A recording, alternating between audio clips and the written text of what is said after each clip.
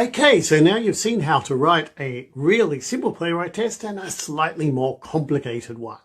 And what we've seen is that each time we have to create a Playwright object, then create a browser, launch the browser, and then set up a page for that browser. And then at the end, we want to shut them down using browser close and Playwright close. Then we repeat that operation for our next test. That becomes a little bit repetitive. If you've got lots of tests, this becomes quite a chore. So there are a few things we can do to make that easier. One thing we can do, and this is what we traditionally would do, is use the beforeEach method. So we could say set up our methods, and we will move all of this stuff inside the beforeEach method. And what that means is we need to extract our Playwright variables and put them outside of our methods.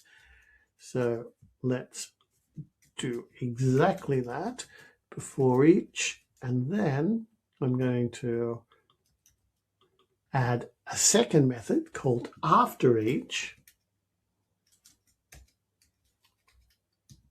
which will shut things down. So here, once again, we're going to shut down the browser and we're shutting down Playwright. And then we can remove this code from our tests, leaving just the core logic. I'm going to run both of these again just to prove that it still works. You can see we're kicking off both tests and they both run just fine. We're at beforeEach test, we run the beforeEach method, we create the Playwright object, launch the browser, open a new page. And then for each test, this will get repeated. So that is a conventional way. In more recent versions of Playwright, there's something that's even nicer that we can do. We can use the use Playwright annotation.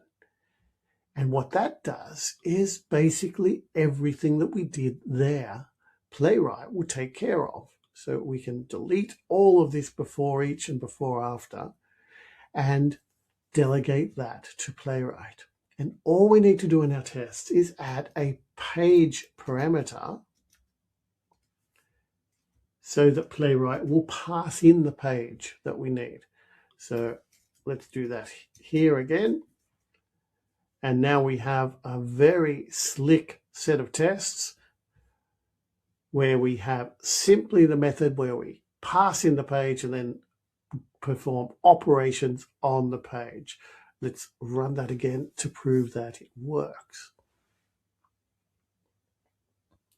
So it works in exactly the same way, maybe a little bit faster even, but we have reduced the overhead enormously. We don't have to worry about creating Playwright instances and so forth.